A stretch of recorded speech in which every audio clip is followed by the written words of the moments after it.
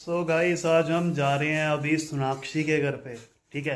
वो हमें बुला रही थी कि उसने गीता ली हुई है और आज उसने सेटअप बनाया हुआ है गीता पढ़ने का, क्योंकि उसके एग्ज़ाम ख़त्म हो गए हैं और उसका प्लान था पहले से कि वो गीता पढ़े। सो वहाँ जा कर के हम देखेंगे कि क्या सेटअप बना के रखा हुआ उसने।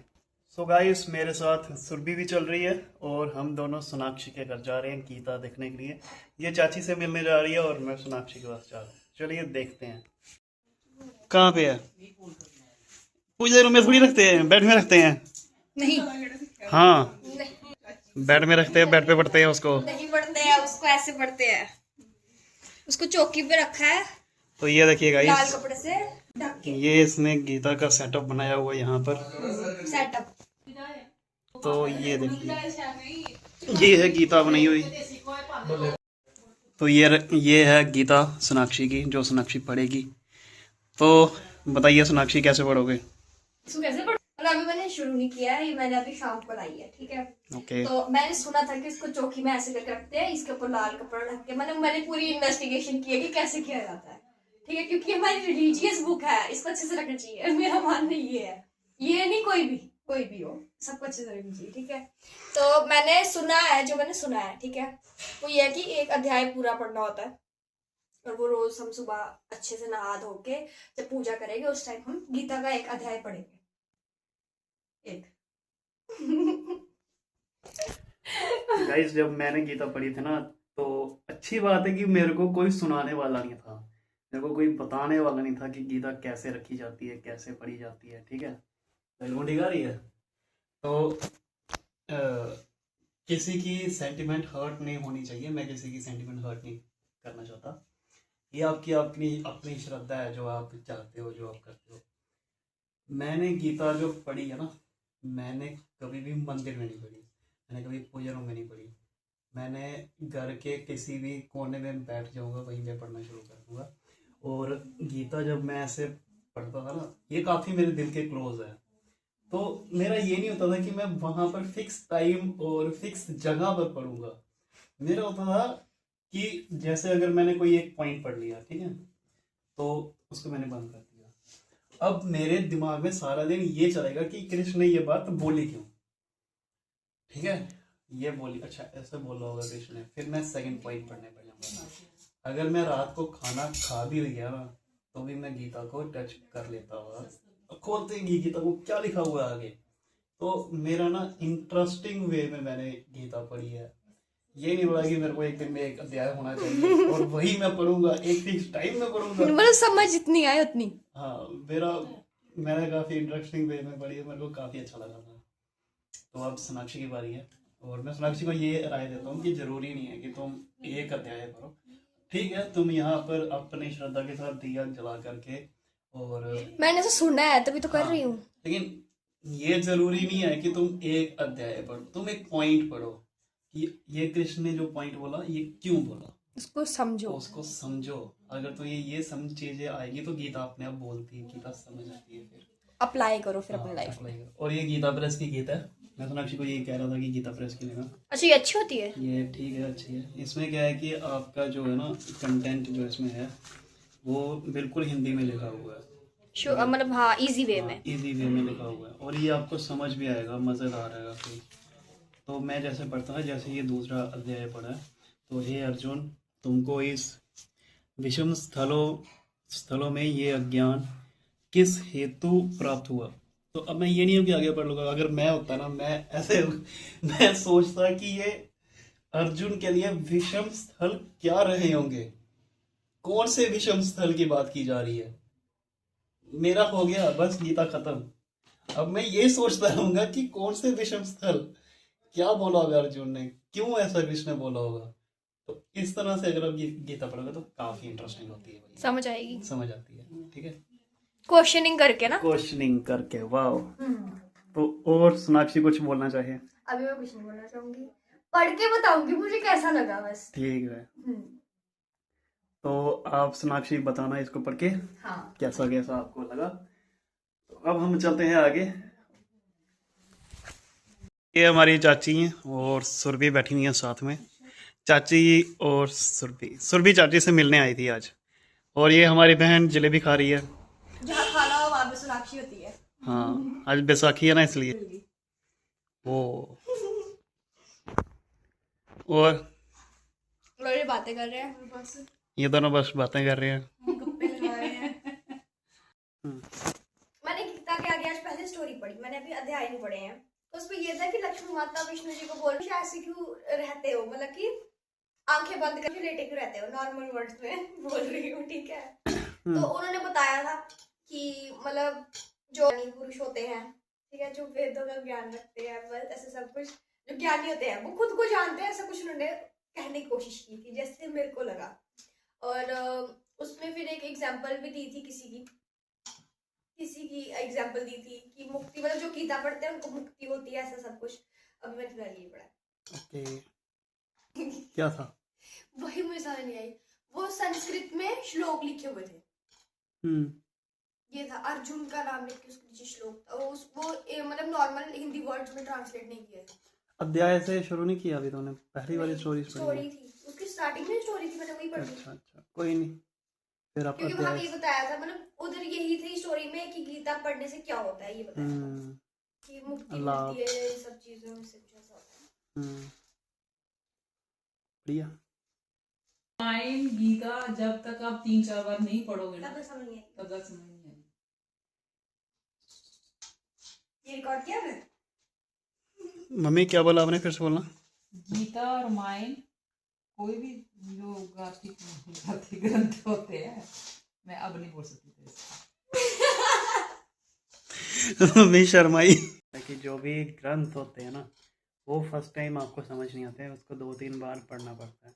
होता क्या है, जब आप पहला चैप्टर पढ़ रहे हैं और पहली बार समझ नहीं आया, जब तक आप पूरे 18 चैप्टर पढ़ लोगे और फिर वापस से पहला चैप्टर पढ़ोगे, तो कई बार क्या होता है कि जो 18वें चैप्टर में जो चीज़ आपने पढ़ी थी पहले, वो पहले से चैप्टर में समझ आती है दूसरी बार पढ़ने में।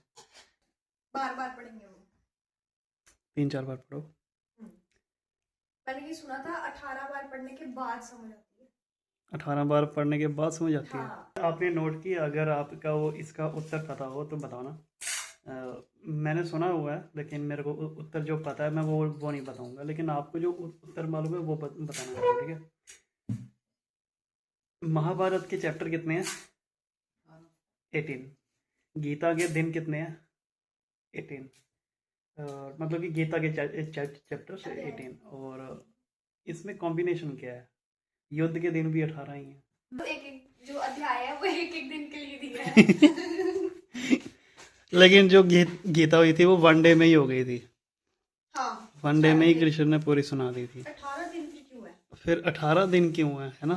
महाभारत के भी 18 दिन है। कृष्ण भगवान को पता होगा ना कि 18 दिन होगी, उन्होंने तभी 18 बता दिए कि इस दिन में ये होगा तो इसका ज्ञान, उस दिन में वो होगा तो उसका ज्ञान।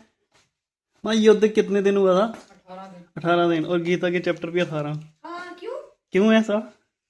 एक दिन का एक चैप्टर बोल दिया उसने। हाँ, एक दिन का एक चैप्टर, वो कैसे हो सकता है? गीता तो पहले दिन हो गई थी ना। भगवान को पता तो नहीं क्या होने वाला है। यही बोल रहा। लेकिन हाँ, सही में माँ, आपने गीता का पढ़ी थी? मैंने पढ़ी थी जब तू पैदा होने वाला था, उसके बाद नहीं पढ़ी।